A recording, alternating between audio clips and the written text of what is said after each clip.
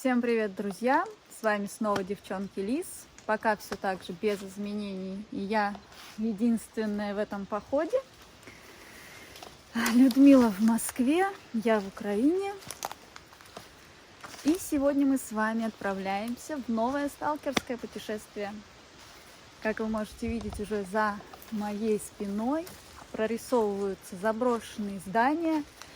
Это значит, что мы с вами снова в Чернобыльской зоне.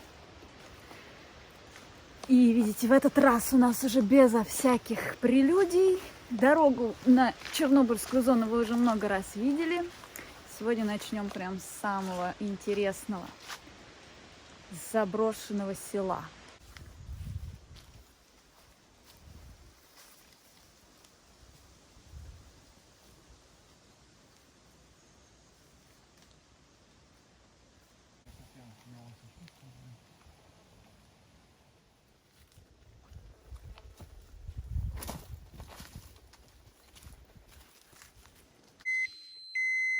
Друзья, смотрите, уже нашли с вами первое превышение радиации. 103 бета-распада на сантиметр квадратный. У меня открыт датчик, как вы видите, чтобы он мог улавливать бету. Ну и режим включен. Так что вы теперь понимаете, где мы с вами находимся. А давайте замерим по гамме. Так, и по гамме здесь, смотрите, это существенное превышение.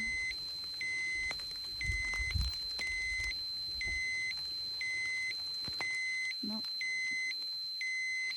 это гамма плюс бета он сейчас меряет, видите? 76 микрорентген в час, при норме в 30. То есть чуть больше, чем в 2 раза превышение нормы. Вот такой вот пятачок с радиоактивным пятном мы с вами нашли. Как вы видите, основной поток радиоактивных частиц давал бета-распад. Сейчас я закрыла крышку. И измеряется чистая гамма. И здесь уже в норме. Норма у нас до 30 микрорентген. У нас сейчас 23-24. Вот такое вот село Чернобыльской зоны отчуждения. Пока мы с вами пробираемся вглубь этого села заброшенного, можете оценить погоду. Сегодня у нас 29 сентября. И еще только вчера на улице было плюс 27, а сегодня уже в свои законные права вступила осень. И на улице плюс 12 и моросящий дождь. Настоящая сталкерская погода. И мы с вами в таких суровых погодных условиях изучаем заброшенное село.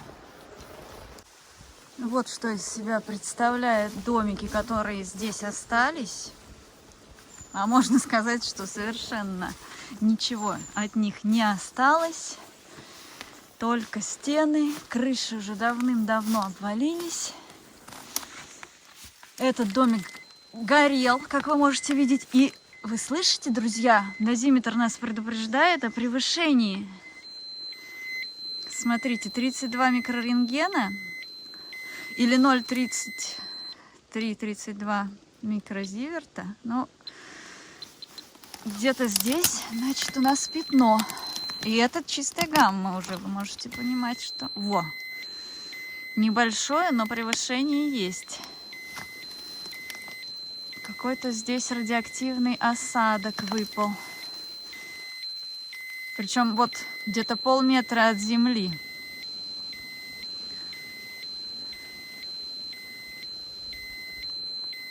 Смотрите, уже 50. Ну вот это вам, друзья, это чистая гамма. Сейчас померяем по бете. Что здесь бета нам расскажет. Так, измеряем бету. Что она нам там рассказывает? А по бете здесь не так уж и много. Это чистая гамма. Нет, не чистая гамма, конечно, есть. Тоже превышение.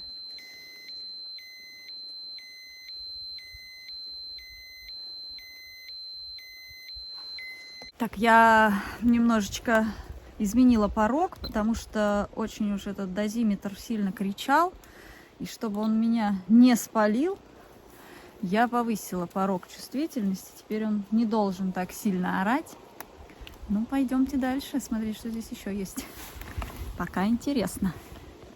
Ну что, это село гораздо более интересное в плане радиации, потому что если вы давно уже смотрите наши видео, последние разы мы снимали близ реки Уж, и там-то радиация вообще не то что в норме, она намного ниже, там до 10-12 микрорентген или ниже. А это село, оказывается, вот такое вот радиоактивное, поэтому оно, собственно, и было отселено. Но вот пока, смотрите, держится на уровне возле, да, 46-47 микрорентген. На уровне где-то в полметра от земли. А мы с вами продолжаем пробираться дальше вглубь этого села. Может быть, еще что-то намеряем интересное. Ну вот они, наши любимые, типичные пейзажи зоны отчуждения, по которым мы так скучаем. Так редко сейчас удается побывать в зоне или хотя бы даже около зоны. Поэтому всегда приятно, даже вот в такую мерзкую погоду. Настроение все равно отличное, несмотря ни на что, потому что новые походы, новые приключения всегда радуют. Такие сталкерские тропинки. Сразу же вспоминаешь, как ты пробирался сквозь тернии к Припяти. Ой. Но, к сожалению, это село очень небогато на обстановку. Потому что вот сколько я уже иду здесь, и что-то интересного, кроме радиации, мало. Дома практически не сохранились. Если сохранились, они выглядят вот так. Как вот этот вот домик, остаток. Конечно, никакой меблировки, никаких вещей тут мы не найдем.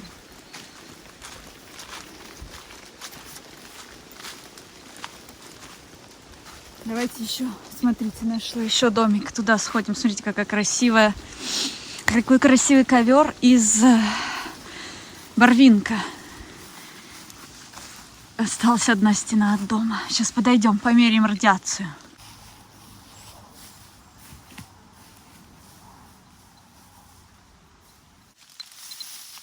Наблюдаем за радиацией. Превышение все равно есть, но небольшое.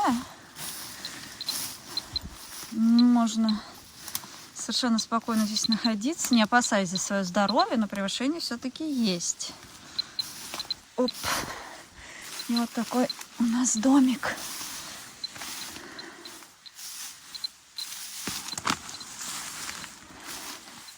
Одни двери остались.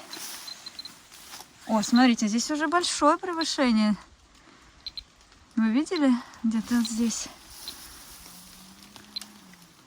Сейчас, секундочку. Где-то было 100 микрорентген. Где-то вот здесь намерил он.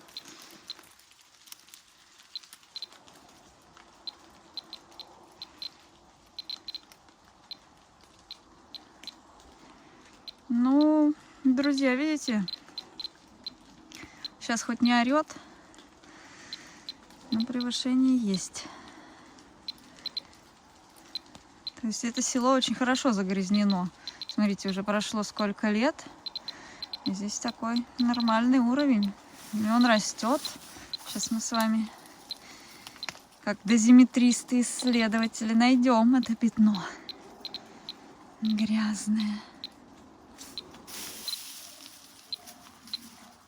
Конечно, для этого нужно использовать профессиональный поисковый дозиметр, но мы и своим бытовым террой тоже находим пятна. Не знаю, 100 пока не могу найти. Но видите, сами 82 микрорентгена тоже достаточно много.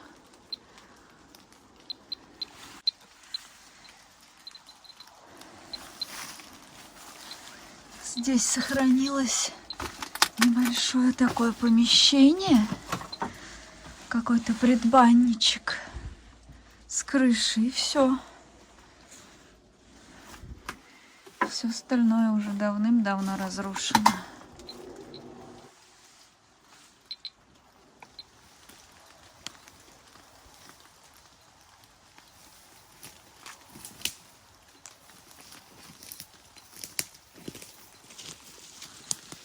Вот моросящий дождь. Беда всех сталкеров, так же как и роса. Все ноги уже мокрые насквозь. Конечно, я не была готова, что сегодня будет такая погода, потому что обещали 23 градуса, а в итоге у нас холод собачий. Ну, смотрите, вот везде, через каждые несколько метров, везде дома. С одной, с другой стороны. Можно еще вот сюда сходить.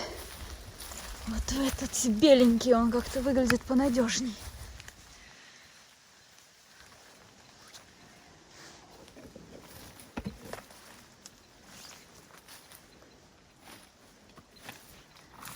Тут уже настоящий лес внутри каждого дома. Так и не поймешь, что здесь раньше было. Только кирпич остался.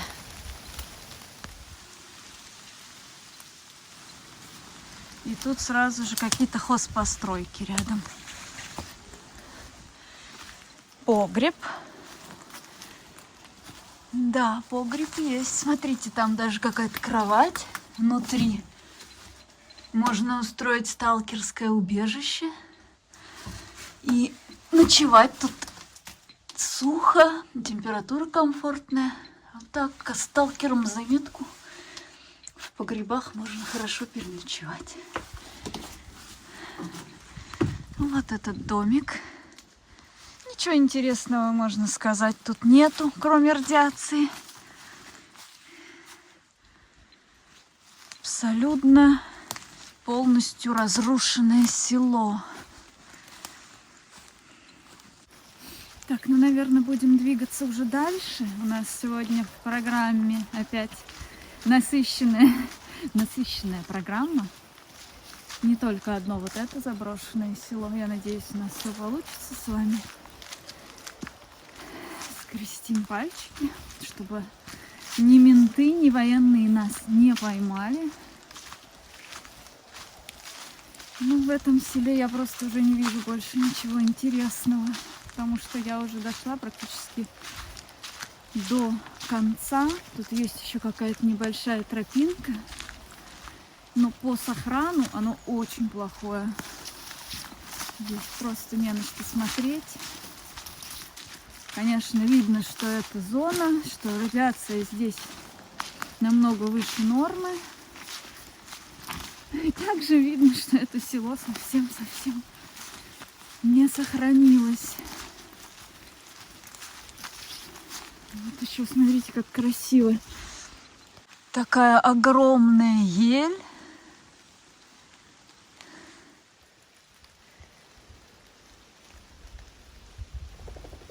Ого! Господи, куропатки опять напугали меня. И за ней такой дом. Тоже классный когда-то был. Представляете, как уютно с таким деревом рядышком жить. Ну, теперь все. Ну что ж, дальше есть тропа, но я уже, наверное, не пойду по ней. Потому что усиливается дождь. Надо двигать дальше. Тут, смотрите, когда-то была асфальтовая дорога. Кто-нибудь вообще угадает? Здесь асфальт. Смотрите, как все заросло. Природа забирает свое. А когда-то было вот такое обычное село с асфальтированной дорожкой. А теперь это все поглощено природой, виноградом, зарослями, деревьями. Вот это очень красиво смотрится, конечно, красный виноград осенью и остовы домов. Наши любимые пейзажи. Вот, кстати, в конце села 18 микрорентген уже в норме. То есть где-то в середине села было такое хорошее превышение по гамме и по бете. А здесь уже все в пределах нормы.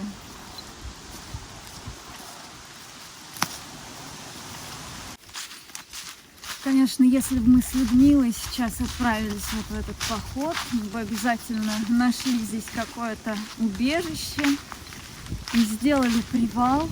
Они пошли бы дальше. Посидели, попили бы чай или кофе, перекусили, потому что в такую погоду как раз разыгрывается аппетит. Но так как я одна, сидеть мне абсолютно не хочется здесь. Я продолжу движение дальше. Тем более, что сегодня насыщенная программа, и я хочу успеть как можно больше. Потому что у меня всего лишь один световой день. Из-за того, что у нас действует комендантский час с 12 до 5, ночью на улице находиться нельзя без специального пропуска. И уже осень, темнеет рано, поэтому погнали дальше. А еще я хочу отметить, конечно, существенные плюсы такой погоды. Менты ее не очень любят. В основном они любят сидеть по машинам или по домам, по своим будкам. Поэтому в такую погоду, я считаю, наиболее оптимально исследовать зону отчуждения. Ну, посмотрим. Тут, чтобы не сглазить, как у нас в этот раз все получится. Не знаю, загадывать сложно. Но надеюсь, что моя теория про дождь и плохую погоду будет верна. Вот какое-то двухэтажное здание.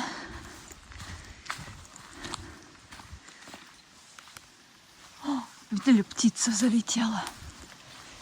Интересно, что это за здание? Но оно такое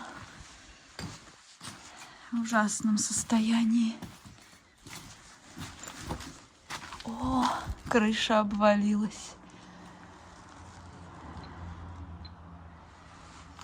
Какие-то гаражи, что ли, здесь были? Непонятно. Ой! Смотрите, в зарослях какой-то остаток. Может быть, это был дом быта или дом культуры 1955, что ли. Вообще ничего не осталось, только вот этот парадный вход.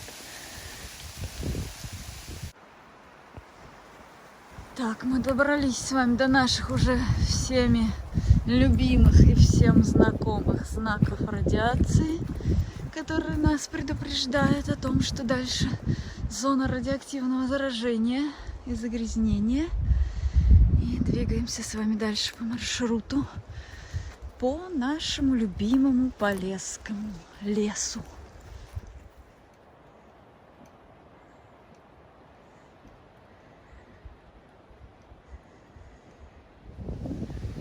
Так, друзья, я думаю, вы все уже узнали это место.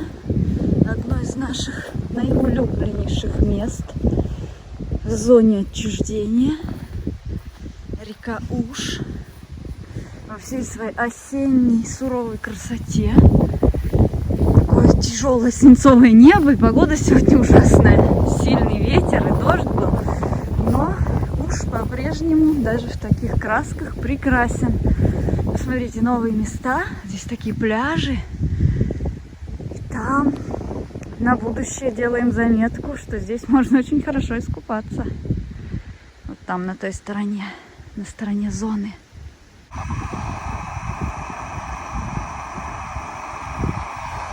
Так, друзья, так холодно на улице, что пришлось организовать пикник незапланированный и сварить себе сосиски. Они уже закипели, и сейчас мы будем их есть.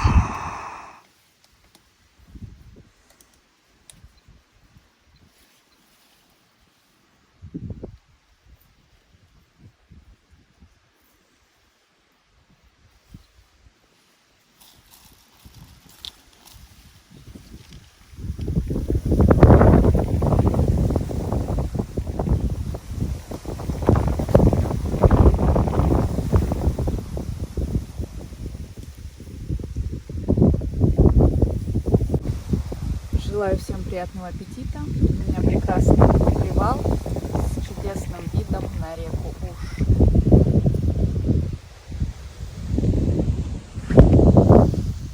У нас тут такой прекрасный пляж на реке Уж. И я уже наметила его на следующий год. Можно будет здесь сделать пикник, заброситься в зону, если будет такая возможность. Ну а пока прощаемся с Ужом и идем дальше. Через вот такие вот хащи наш путь пролегает, как всегда. Сегодня, конечно, не совсем по плану пошло мое путешествие. Погода вносит свои коррективы, я уже очень замерзла. Как вы можете понимать, купальный сезон мы с вами сегодня уже не закроем. За нас это сделала Людмила, еще когда в сентябре было тепло. Но зато вот мы с вами попрощались уже с Ужом и, надеюсь, увидимся с ним на будущий год.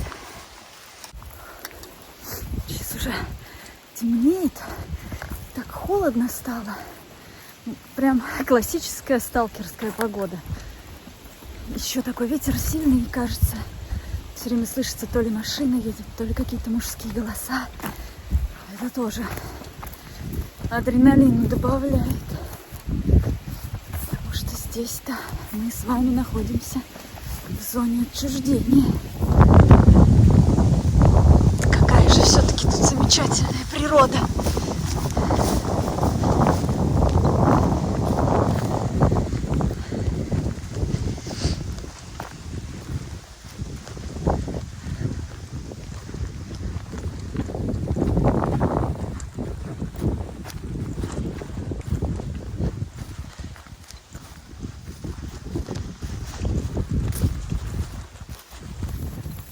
Ну что ж, в общем, уже темнеет. Я все еще нахожусь в зоне. Уже нужно торопиться быстрее на выход. К сожалению, наверное, конец этого видео получится несколько сумбурным, потому что у меня были одни планы, но, как говорится, мы предполагаем, а Бог располагает. Наверное, это так когда-то звучало. Так что мы предполагаем, а зона располагает. В общем-то, в этот раз обстоятельства сложились таким образом, что ничего не получилось толком снять. Хотелось вам снять что-то интересное и новое. Ну вот, кроме села заброшенного, радиоактивного, к сожалению, ничего толком снять не удалось. Но не будем отчаиваться. Это всегда у нас планы на будущее.